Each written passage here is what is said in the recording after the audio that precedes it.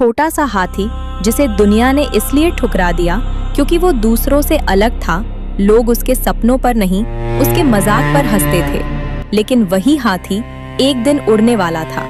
एक रंग बिरंगी सर्कस की दुनिया जहां हर कोई अपने हुनर से लोगों को खुश करता है। लेकिन उसी दुनिया में एक ऐसी कहानी शुरू होती है जो हमें सिखाती है कि अलग होना कमजोरी नहीं, सबसे बड़ी ताकत हो सकती है।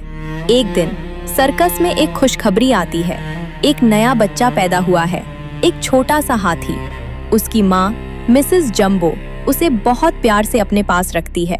लेकिन जैसे ही लोग उसे देखते हैं, सब हंसने लगते हैं क्योंकि उसके कान बहुत बड़े थे, इतने बड़े कि वो अजीब लग रहा था। बच्चे उसे चिढ़ाते हैं, लोग उसका मजाक उड़ाते हैं और धीरे धीरे उसका नाम भी बदल जाता है। अब वो डम्बो बन चुका था, मतलब मूर्ख। सोचो, जिस नाम से तुम्हें पुकारा जाए वही तुम्हारी सबसे बड़ी कमजोरी बन जाए। लेकिन उसकी माँ के लिए वो सबसे खास था। जब कोई उसे तंग करता तो वो उसके लिए खड़ी हो जाती। एक माँ जो पूरी दुनिया से लड़ सकती थी सिर्फ अपने बच्चे के लिए। लेकिन एक दिन जब कुछ लोग डम्बो का मजाक उड़ाते हैं तो उसकी माँ गुस्से में आकर उन्हें रोकती है और उसी गुस्से की वजह से उसे खतरनाक कहकर जंजीरों में बांध दिया जाता है। डम्बो अब अकेला था, उसकी माँ उससे दूर, लोहे की सलाखों के पीछे, और वो बस दूर से देख सकता था। एक बच्चा जिसे सबसे ज्यादा जरूरत थी अपनी माँ की, उसी से दूर कर दिया गया।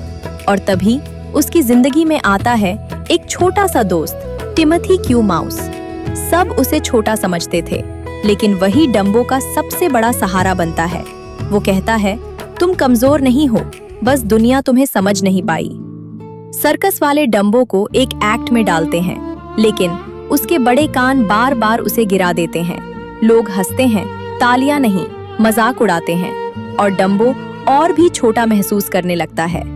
कभी कभी हमारी सबसे अलग चीज हमारी सबसे बड़ी समस्या बन जाती है, लेकिन वही चीज हमारी सबसे बड़ी ताकत भी बन सकती है।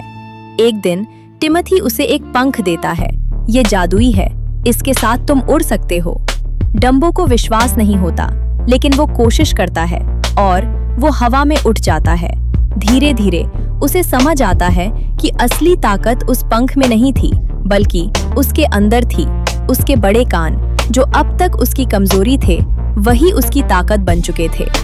अब वही डम्बो जिस पर सब हंसते थे, आसमान में उड़ रहा था।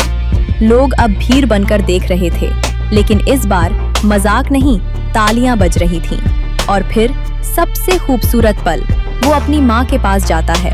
अब वो कैदी नहीं, एक हीरो था, एक बेटा जिसने खुद को साबित कर दिया। ये कहानी सिर्फ डम्बो की नहीं है, ये कहानी है हर उस इंसान की जिसे कभी अलग होने की वजह से जज किया गया।